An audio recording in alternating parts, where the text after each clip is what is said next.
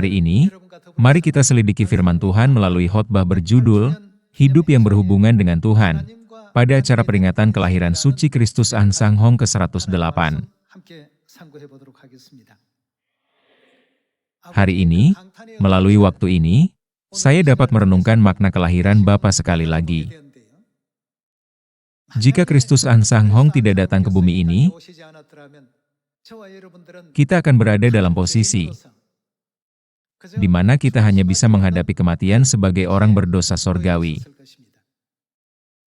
Akan tetapi, Dia telah datang, menumpahkan darahnya di atas salib untuk anak-anaknya, dan menyatakan kebenaran perjanjian baru, membuka jalan keselamatan bagi umat manusia. Namun, musuh jahat, si iblis, benar-benar menginjak-injak kebenaran hidup Tuhan selama zaman kegelapan. Tidak ada yang dapat mengembalikan kebenaran yang terinjak. Hanya ketika Dia datang, kita dapat membedakan apa yang benar dari apa yang salah. Semuanya, jika Bapa Sorgawi kita tidak datang, masa depan kita tidak lebih dari hukuman yang kejam di neraka. Namun, ketika Dia datang, Dia membimbing kita dengan benar sehingga kita tidak akan berakhir di neraka yang menyakitkan itu. Dan melalui ajaran kebenaran perjanjian baru, Dia telah membuka lebar bagi kita pintu yang mulia ke sorga yang kekal, bukan? Sekiranya Bapa tidak datang ke bumi ini, seperti apakah hubungan kita dengan Tuhan? Itu tidak lebih dari hubungan antara penegak hukum yang menjalankan hukuman dan orang berdosa yang menerimanya, hubungan yang tidak bisa kita hindari. Namun, Dia telah datang dan menyatakan pengampunan dosa melalui kebenaran perjanjian baru, membuka jalan bagi kita untuk kembali ke kerajaan sorga yang kekal. Hal ini saja benar-benar luar biasa bagi kita. Tetapi, yang lebih mencengangkan adalah fakta bahwa Ibu Sorgawi kita yang hilang telah datang jauh-jauh ke bumi ini. Namun, anak-anaknya tidak bermata untuk mengenalinya, maupun tidak berhati untuk menyadarinya. Untuk anak-anak yang dulunya tidak memahami Tuhan Ibu melalui pengajaran apapun, Bapa Sorgawi sendiri telah datang ke bumi ini dan mengajar, serta menyadarkan kita tentang nubuat-nubuat Alkitab. Bukankah Bapa Kristus An Sang Hong yang menunjukkan kepada anak-anaknya jalan menuju pohon kehidupan yang telah hilang di Eden? Bukan hanya itu saja. Bukankah Bapa Kristus An Sang Hong yang mengungkapkan semua rahasia tersembunyi di dalam Alkitab yang belum diketahui umat manusia sampai sekarang? Tuhan telah memerintahkan orang untuk dibaptis dalam nama Bapa dan Anak dan Roh Kudus. Tetapi semua gereja di dunia telah melakukan baptisan dengan menggunakan hanya gelar Bapa, Anak, dan Roh Kudus sebagai ganti nama. Dengan kedatangannya ke bumi ini, bukankah Bapa membuka lebar-lebar pintu kemuliaan bagi kita untuk menerima baptisan lengkap dalam nama Yehovah di zaman Bapa, dalam nama Yesus di zaman Anak, dan dalam nama baru Yesus, Kristus An Sang Hong, di zaman Roh Kudus? Ketika kita merenungkan banyak hal ini, kita menyadari bahwa jika Bapa tidak datang, keselamatan tidak mungkin bagi kita, dan sorga tidak akan terjangkau. Seperti yang tertulis dalam Matius pasal 7, pada hari terakhir banyak orang akan berseru kepadaku, Tuhan, Tuhan, bukankah kami bernubuat demi nama-Mu, dan mengusir setan demi nama-Mu, dan mengadakan banyak mujizat demi nama-Mu juga? Pada waktu itulah Yesus akan berterus terang kepada mereka dan berkata, Aku tidak pernah mengenal kamu. Enyahlah daripadaku, kamu sekalian pembuat kejahatan. Kita tidak bisa menghindari berada di antara orang-orang seperti itu. Kita tidak akan mengetahui kehendak Tuhan atau hukum perjanjian baru. Kita juga tidak akan mengetahui di mana Sion berada, dan kemana kita harus melarikan diri ketika bencana melanda kita di akhir zaman. Dunia masih dalam situasi seperti itu. Itulah sebabnya Bapa An Sang Hong datang ke bumi ini, menempuh jalan Injil selama 37 tahun, dan memerintahkan anak-anaknya untuk pergi ke dunia dan memberitakan semua ajaran yang telah Dia berikan.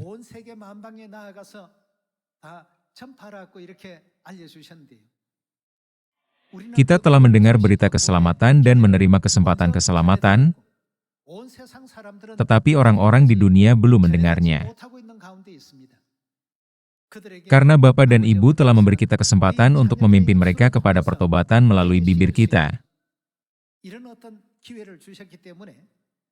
Kita harus memberitakan Injil ini di Samaria dan sampai ke ujung bumi. Kita harus menjadi orang-orang yang memberitahukan kepada semua orang di dunia bahwa Bapa Sorgawi datang ke bumi ini dan Ibu Sorgawi juga datang ke bumi ini. Kita juga harus menjadi orang-orang yang dengan setia menyampaikan kepada seluruh umat manusia jalan kebenaran perjanjian baru yang telah Bapa sadarkan anak-anaknya ketika Dia datang. Sewaktu Bapa Sorgawi menempuh jalan Injil selama 37 tahun, Dia meninggalkan banyak ajaran bagi anak-anaknya. Bapa Sorgawi datang ke bumi ini dan membuka kebenaran tentang pohon kehidupan, dan Dia juga menggenapi rahasia pohon ara. Melalui kedatangan Bapa, apa yang terjadi dengan Sion dari perjanjian baru, yang telah dirusak dan dihancurkan? Bukankah dibangun kembali dan dipulihkan? Semua orang di dunia harus mengetahui kabar baik ini, agar mereka dapat menerima Bapa Sorgawi Kristus Ansanghong dan Ibu Sorgawi Yerusalem baru.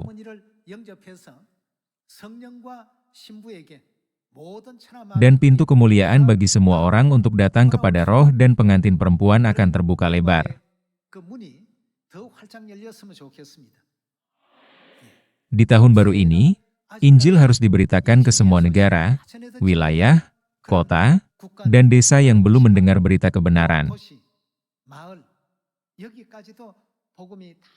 Dimanapun di dunia, ketika kita berkata, Kristus Ansanghong, mereka mungkin menjawab, "Ah, saya telah mendengar kebenaran ini."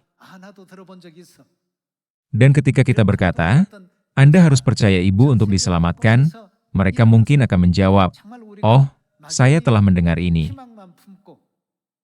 Di tahun 2026, kita harus berupaya sekuat tenaga untuk mewujudkan harapan kita, bukan hanya samar-samar berpegangan pada harapan.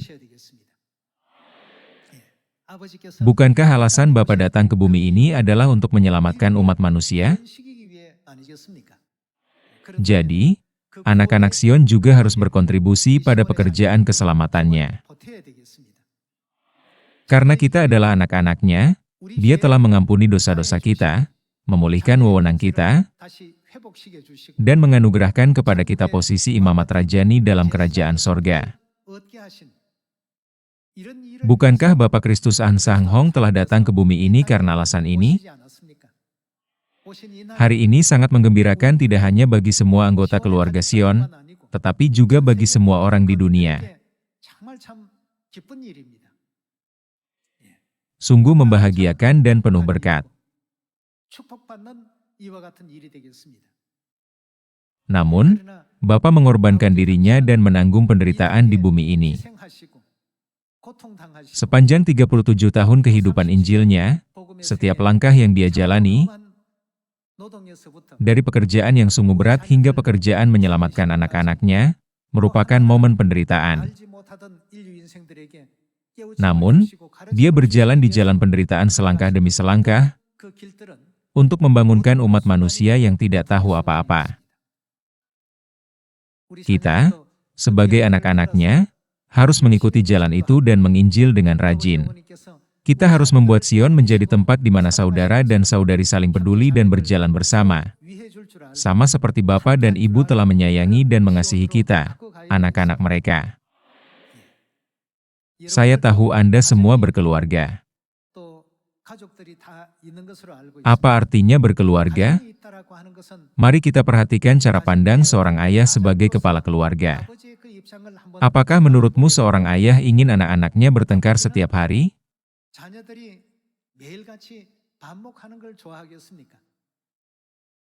Misalkan seorang saudara memfitnah saudaranya, dan seorang saudari memfitnah saudarinya, dan mereka bertengkar dan memihak setiap hari.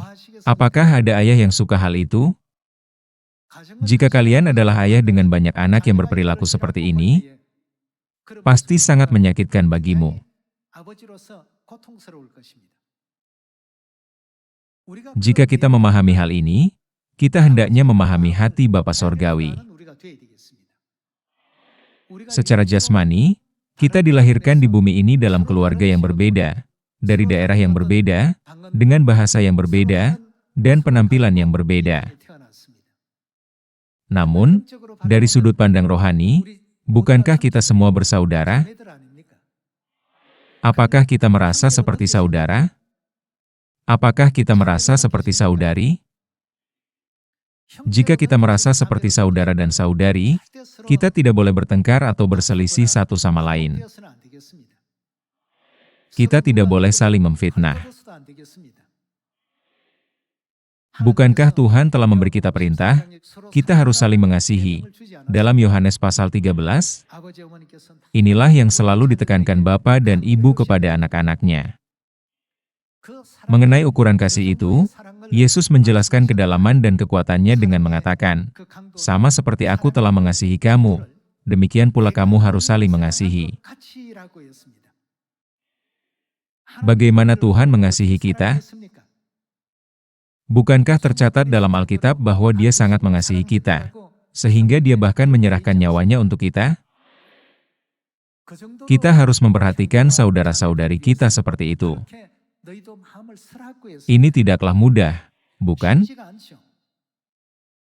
Namun, kita adalah jiwa yang mengkhianati Tuhan, berbuat dosa, dan diusir ke bumi ini. Kita ditakdirkan untuk menempuh jalan kematian. Tetapi untuk menyelamatkan kita, Tuhan datang ke bumi ini, menumpahkan darahnya di atas salib bagi kita, dan menegakkan kebenaran perjanjian baru. Namun, dihalangi oleh setan si iblis, kebenaran perjanjian baru telah menghilang dari muka bumi selama sekitar 1.600 tahun. Semua jalan kembali ke kerajaan sorga telah ditutup. Itulah sebabnya Tuhan datang ke bumi ini lagi untuk membuka jalan. Setiap kali saya memikirkan kasih dan pengorbanan Bapa dan Ibu, saya bertanya-tanya apakah saya akan pernah ingin kembali ke dunia, di mana lambung saya ditusuk dengan tombak, dan difitnah, dihalangi, dan bahkan tidak disambut. Hal ini tak terbayangkan. Misalkan kalian sedang dalam perjalanan ke luar negeri, di mana kalian pernah diikat, digantung di atas salib, diejek, dan dianiaya, dan lambungmu ditusuk dengan tombak. Kalian bahkan mati begitu. Jika ada tempat di mana orang-orang menghina, mengejek, menyiksa, dan membuatmu mengalami semua jenis rasa sakit selama tinggal di negara itu, apakah kalian ingin mengunjungi negara itu lagi? Namun, Bapa telah datang ke bumi ini lagi karena jelas jika Dia meninggalkan anak-anaknya begitu saja, mereka semua akan binasa. Meskipun, dari sudut pandangnya, bumi ini bukanlah tempat yang Dia ingin tuju. Dia muncul untuk kedua kalinya untuk menyelamatkan anak-anaknya. Ketika kita membaca Ibrani pasal 9 ayat 27 dan 28, yang mengatakan bahwa Dia akan menyatakan dirinya untuk kedua kalinya, kita harus merenungkan apakah kedatangan kedua itu, karena Dia menginginkannya, atau karena sesuatu yang jauh lebih besar. Ketika kita memikirkan hal ini, kita menyadari bahwa kasih Bapa sungguh tidaklah kecil. Jika demikian, kita hendaknya berpikir, demi saudara dan saudari kita dan untuk lebih banyak lagi anggota yang akan datang ke dalam kebenaran, dan harus menghapus semua dosa dan ketidakmurnian dunia ini, dapatkah saya juga melakukan seperti yang Bapa Sorgawi lakukan untuk anak-anaknya? Dapatkah saya bekerja dengan kesabaran seperti itu? Semuanya, marilah kita serupai Bapa kita dalam kasih terhadap saudara-saudari kita. Semua saudara dan saudari di Sion harus dapat mengikuti jejak Bapa. Kita masih belum matang dan dewasa. Dalam hal buah-buah, Saat buah-buah matang sepenuhnya akan datang, memungkinkan mereka untuk dipanen. Bagaimana kita bisa mendambakan kerajaan sorga yang kekal, ketika kita belum sempurna? Melalui acara peringatan kelahiran suci Bapa ke-108 hari ini, semua anak Sion tidak boleh menganggap saudara-saudari kita hanya sebagai orang-orang yang berdiri di posisi yang berbeda dari kita.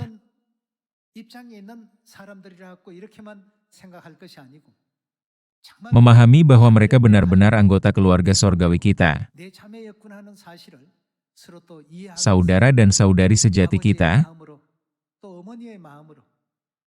Kita harus merawat dan menjaga mereka dengan hati Bapa dan Ibu. Hari ini, kalian semua ingin menyenangkan hati Bapa, bukan? Saya merasakan hal yang sama. Mulai sekarang, mari kita berbagi kabar baik tentang kehidupan dengan banyak orang yang hidup di bumi ini. Sama seperti Bapa Sorgawi menunjukkan kepada kita jalan memakan dari pohon kehidupan, marilah kita bagikannya kepada semua orang di dunia. Marilah kita ajar semua orang di dunia bahwa Ibu Sorgawi Yerusalem baru telah datang ke bumi ini. Marilah kita juga beritahu mereka akan jalan kebenaran perjanjian baru, yang memulihkan hubungan yang terputus antara Tuhan dan kita.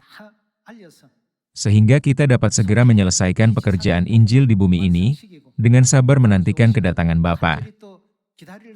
Saya sangat berharap momen ini akan tiba secepat mungkin. Jika ada di antara kalian yang menyimpan kebencian terhadap saudara-saudari, atau jika ada anggota yang memiliki hubungan yang tidak nyaman satu sama lain, tolong lepaskan ini hari ini, dengan hati Bapa. Bapa Sorgawi dan Ibu Sorgawi mengasihi kita bahkan sampai mati dan berkata, saling mengasihi. Sama seperti aku telah mengasihi kamu, demikian pula kamu harus saling mengasihi. Karena Bapa dan Ibu sangat menghargai hubungan kasih ini, kita harus menjadi lebih bersatu, harmonis, dan perhatian, mengalah dan saling merawat.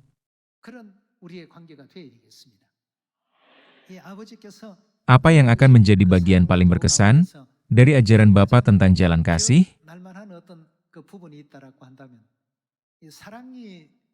Sederhananya, kasih tidak akan pernah bisa disempurnakan jika kita hanya mengejar apa yang membawa kebahagiaan bagi diri kita sendiri. Kasih yang hanya berpusat pada diri sendiri tidak akan pernah bisa mencapai kesempurnaannya. Karena itu, kita harus merenungkan hal ini serta bertanya, saya bahagia, tetapi apakah orang lain juga bahagia?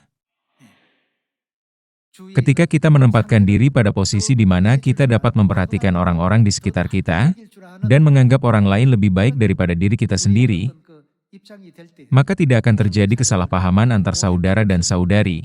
Tidak ada rasa tidak percaya atau ketidakpuasan satu sama lain. Sehingga kita dapat mewujudkan kesatuan, keharmonisan, dan kasih.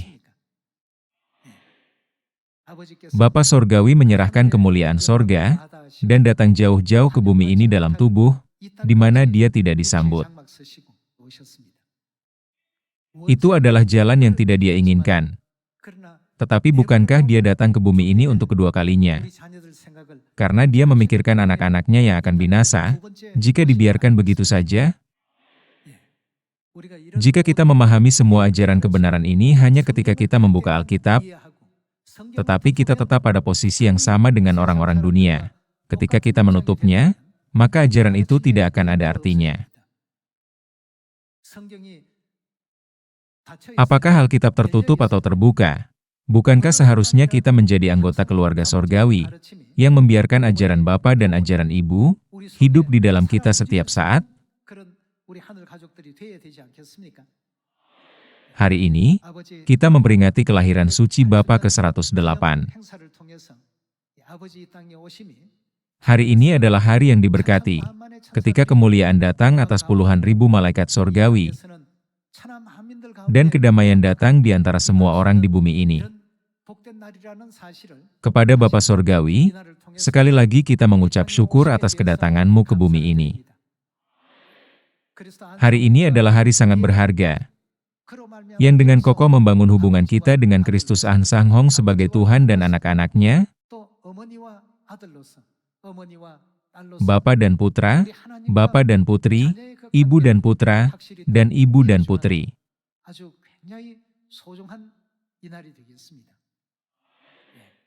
Selama 37 tahun kehidupan Injilnya, dia datang ke Korea pada masa yang paling sulit, paling menyakitkan, dan paling gelap.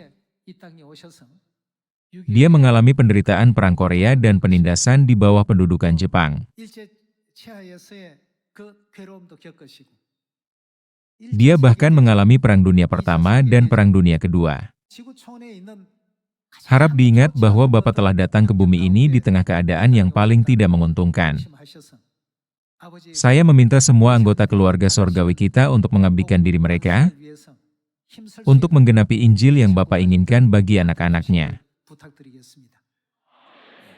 Menurut nubuat Nabi Daniel, Dia akan datang dan memulihkan segala sesuatu yang hilang dari anak-anak-Nya, termasuk kerajaan, bukan?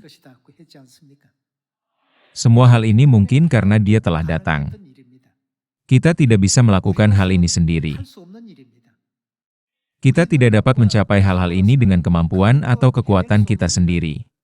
Bapa Sorgawi telah datang ke bumi ini, memulihkan perjanjian baru, dan mengungkapkan Ibu Sorgawi kepada kita, dan sebagai hasilnya, kebenaran Bapa dan Ibu diberitakan kepada semua bangsa di dunia.